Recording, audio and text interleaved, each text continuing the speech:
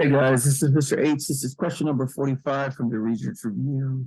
I'm gonna go over this and I'm gonna post it, and I'm gonna try to keep this short and sweet. This is a word problem. So basically, we got a table of values that represents height of a hot air balloon, and the time that it takes for the balloon to rise in the air. So they give us time and they give us height, and they give us a bunch of different intervals, times, and they give us the corresponding height. Now, basically, if we were to take this table and do a linear regression, we would get this equation right here, this function. Now, they've already given us the function. What we have to do is we have to be able to explain what the slope is and also what the y-intercept is in the context of this problem.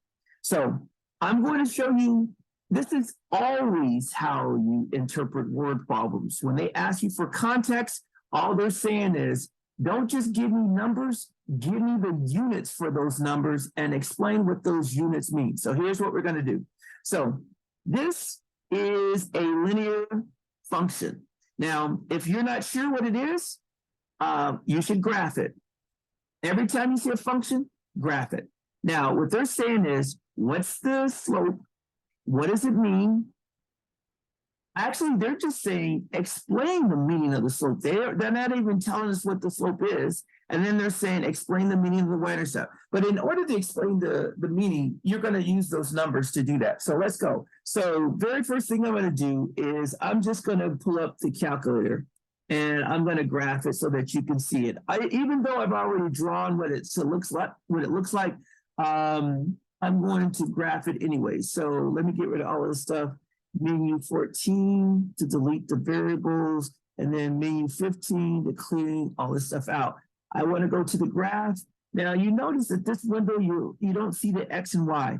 So the way you get back to the original screen is you go menu 4 and then 5 for the standard window. So now we're back. You see the X, Y coordinates, you see the origin, we're all good. Now we're just going to enter that function. I'm going to change this to h of x.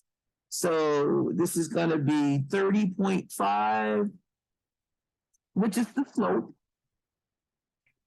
plus 8.7, which is the y-intercept. Now, in order to find the y-intercept, all we have to do is, if we go menu 51, it starts at the y-intercept. So if you see, it says the x-coordinate is 0. That's the time. So at time 0, what's the height of the balloon? Well, it's 8.7 feet off the ground. So let's start with that one. So basically, what is the y-intercept? Well, the y-intercept is right here. It's 8.7. 8.7 what? It's 8.7 feet. And what does that mean? Well, that's the initial height of the balloon. So you should say that's the initial height of the balloon. Another way you could say it is you could say that's the height of the balloon when the time is 0. Because the clock hasn't started yet. So when the time is equal to 0. So you can either say, oh, that's the initial height of the balloon, or you can say, oh, that's the height of the balloon when the time is equal to 0.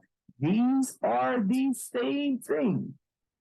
They may not sound the same, but they're basically saying the same thing. Initial height of the balloon and the height of the balloon when the time is equal to 0. Those are basically the same thing. Whichever one you're more comfortable with, that's how you say it. So that is half of this question. So we did the y-intercept. Now let's do the slope. Now I need some room here. So I'm going to erase this because I'm going to need this part over here. So let me get rid of all of this. Now, what's the slope?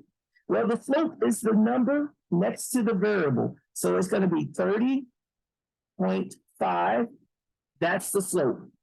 Now, how do you interpret the slope? Well, the slope is always the y value over the x value. So all we're going to do is we're going to put this over 1. And then we're just going to go get For the x's, which is on the bottom, it's in minutes. And the unit for the y is the height in feet. Height in feet. So what this is saying is, now this is how you interpret it. Every minute that passes, the balloon rises 30.5 feet into the air. So the way you explain it, you would say every minute the balloon rises a positive 30.5 feet. Or you could say the balloon is rising by 30.5 feet per minute. You could say that. So you could just, I like this way because this is technically, this will never steer you wrong. Every minute that passes, that's why I put a 1 under here. Every minute that passes, the balloon rises 30.5 feet. Always, whenever you're trying to explain the context in the word problem, you have to use the units. You have to. It doesn't make sense if you just give me numbers. You got to give me the units for those numbers. What are those numbers being measured in? Oh, they're being measured in feet. They're being measured in minutes. So when I explain the context, I have to reference those units. So every minute, the balloon rises 30.5 feet. What's the Y-intercept? When the time is 0 minutes, the balloon is 8.7 feet above the ground. All right, that's it. That might be a little overkill, but that's how you interpret the slope and the Y-intercept. Now, I am going to stop this and post it.